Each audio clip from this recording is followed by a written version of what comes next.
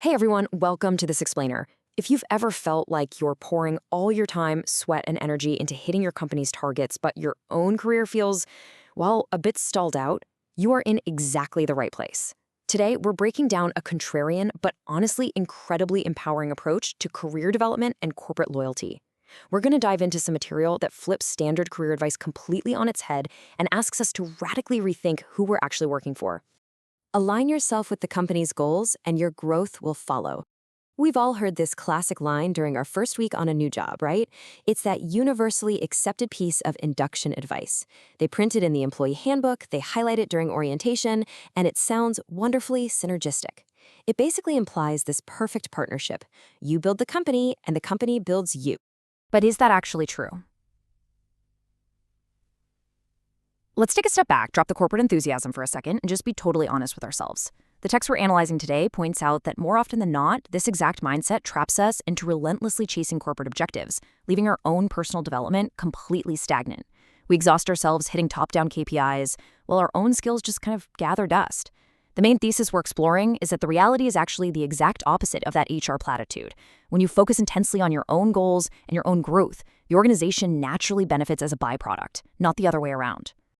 Okay, so let's kick things off with part one, the great corporate myth.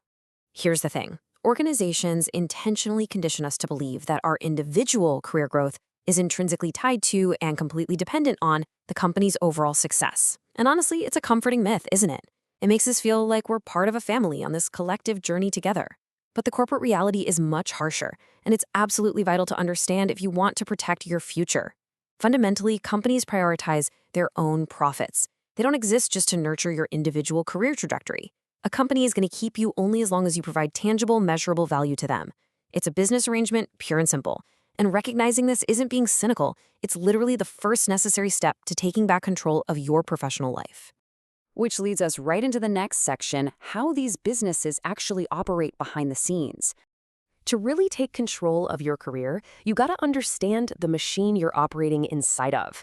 The fundamental blueprint of the corporate world is entirely objective. It all boils down to a simple, unwavering mathematical formula: maximize output while minimizing input. Think about it. When a company rolls out a new AI tool or automates a manual process, they're applying this exact formula. They want more results, faster delivery, higher sales, while using fewer resources. So they will always seek employees who can deliver more with less. It's not a personal slight against you when budgets get slashed or departments get restructured. It's just the operational blueprint required to keep the lights on and margins high in a really competitive market. Because of that relentless drive for efficiency, here is the crucial point you need to internalize. Your retention depends entirely on the value of your skills, not the volume of your effort. We so often confuse hard work with high value, but they are absolutely not the same thing.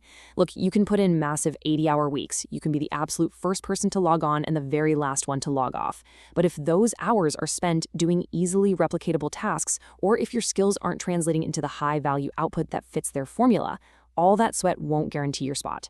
Your selection and retention are based entirely on how your specific, irreplaceable skills benefit the bottom line. If someone else can do it faster and cheaper, the sheer volume of your effort just won't save you. Now, let's look at how this applies to getting a job in the first place in our third section on rethinking interview rejections. Keeping that objective formula in mind, let's pivot to something nearly every professional has to face. When an interview doesn't go our way, it's incredibly common to feel tremendous disappointment, self-doubt, and just deep emotional exhaustion. We naturally take it to heart, right? We think, man, I'm just not good enough. But we have to start looking at rejection through a purely objective lens. Rejection isn't a personal indictment of your worth. It simply means your current skills didn't match their immediate, highly specific needs at that exact moment in time. Maybe they needed someone with 5 years of specialized software experience and you only had 2. That is literally all it is. It's a matter of timing and technical alignment, not a personal failing. So because of that objective reality, our source material outlines a really powerful way to handle rejection. Instead of getting discouraged and letting that emotional exhaustion take over, you've got to flip the script. Treat every single interview as a high-value data gathering mission. Analyze the experience objectively the second you log off that call. What specific technical questions tripped you up? Did they prioritize a certain certification you're lacking? Use that exact data to refine your abilities. If they kept asking about data visualization and you fumbled, your next step is crystal clear. Go master a data visualization tool. By doing this, you're constantly upgrading your own skill set based on real market feedback, which ensures you remain undeniably valuable for the next opportunity. And this brilliantly illustrates our final section, stepping away from corporate disillusionment and adopting a personal growth strategy. This is where we firmly take back control of our professional destinies. The core message here is wonderfully simple, yet totally profound. Success will come automatically if you invest in yourself, no matter where you work. Loving your profession, mastering your craft, and continuously improving your own expertise, that has to be your absolute primary focus. You have to stop blindly following shifting company objectives and start focusing on making yourself the best possible asset in your chosen field. And the real beauty of this approach? It's completely portable. When you prioritize your own growth, the organization you currently work for naturally benefits anyway. But more importantly, if that company ever lets you go, you take that incredibly valuable, upgraded asset, yourself, right out the door with you. So how do we actually execute this in our daily lives? The author gives us 3 super actionable steps. Step 1, set your own personal goals. Now, these aren't the performance metrics your boss gave you for the quarter. These are personal benchmarks that enhance your specific expertise, independent of your current employer. Step 2, create a rigorous learning plan to actually reach them. Block out time on your calendar. Figure out what industry books to read or what new software to master on your weekends. Treat this plan with the exact same urgency you'd give a deadline from your CEO. And step 3, embrace everyday challenges as learning opportunities.